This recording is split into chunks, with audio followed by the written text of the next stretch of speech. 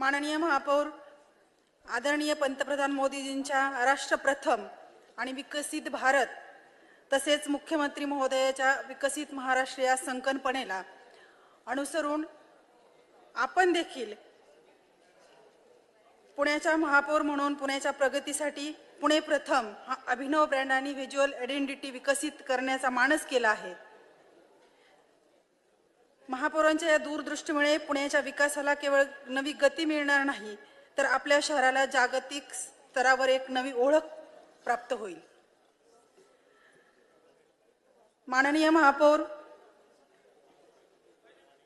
हा अर्थसंकल्प हा आकड्यांचा खेळ नसून तो पुण्याच्या सर्वांगीण विकासाचा हा रोडमॅप आहे आणि आपल्या विकासाचा हा दृष्टिकोन।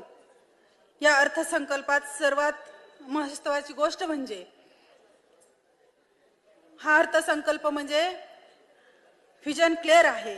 पायाभूत सुविधा, स्मार्ट सिटी, पर्यावरण, आरोग्य, महिला सक्षमीकरण, युवा विकास आणि प्रत्येक क्षेत्रात संतुलित तरतूद दिसत आहे। हा अर्थसंकल्प पुणे शहराची फक्त ही वाढ होतीये, परंतु ती वाढ म्हणजे योग्य दिशेने होतीये। त्यामध्ये पायाभूत सुविधांचा भर, शहरातील रस्ते, पूल, ड्रेनेज, पाणी पुरवठा यावर केलेली तरतुदी अत्यंत स्वागतार्ह आहे। माननीय महापौर, फिट इंडिया फिट पुणे या माध्यमातून माझ्या हडपसरसह विविध भागामधील क्रीडा नर्सरी सुरू होईल। गुणवंत विद्यार्थ्यांना घडवण्यास प्रोत्साहन मिळेल म्हणून हा प्रकल्प देखील खूप मोठा आहे। माननीय महापौर, आज पुणे वेगाने वाढत असताना त्या वाढीला आधार देणारी मजबूत पायाभूत सुविधा आवश्यक आहे आणि या बजेटमधील हे नियोजन भविष्यातील पुणे लक्षात घेऊन केलेलं आहे। पर्यावरणपूर्वक पुणे ग्रीन व्हिजन, आजच्या काळात विकास आणि पर्यावरण यांचा समतोल राखणे खूप आवश्यक आहे। या अर्थसंकल्पामध्ये हरितक्षेत्र वाढवणे, वृक्षारोपण, प्रदूषण नियंत्रण यावर दिलेला भर हा पुण्याला ग्रीन सिटी बनवण्याच्या दिशेने मोठे पाऊल आहे। महिला आणि बालकल्याण समितीच्या सामाजिक बांधिलकी म्हणून महिलांसाठी विविध योजना, स्वावलंबन उपक्रम, बालकल्याणासाठी निधी हा अर्थसंकल्पात समाजाच्या प्रत्येक घटकाला स्पर्श करतो। महानगरपालिकेचे रुग्णालय आणि शाळांवर केलेली गुंतवणूक ही भविष्यातील पुण्याच्या पिढ्यांसाठी खूप महत्त्वाची आहे। एकच मिनिट महापौर, माननीय महापौर, मी एकच मिनिट घेते।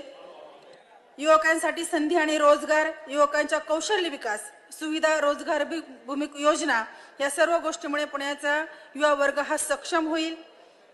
हा अर्थसंकल्पात खर्च दाखवत नाही तर उत्तरदायित्व देखील दाखवतो।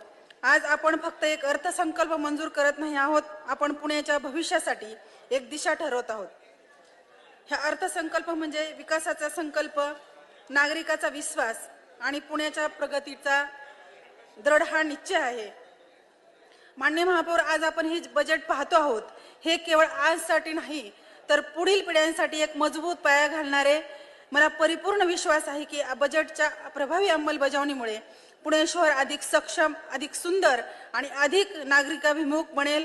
आज आपण सर्वजण मिळून या बजेटमधील तरतुदीची यशस्वी अंमलबजावणी करू आणि पुणेकरांच्या अपेक्षांना पूर्तत्वास नेऊ असा मी या ठिकाणी आज विश्वास व्यक्त करते।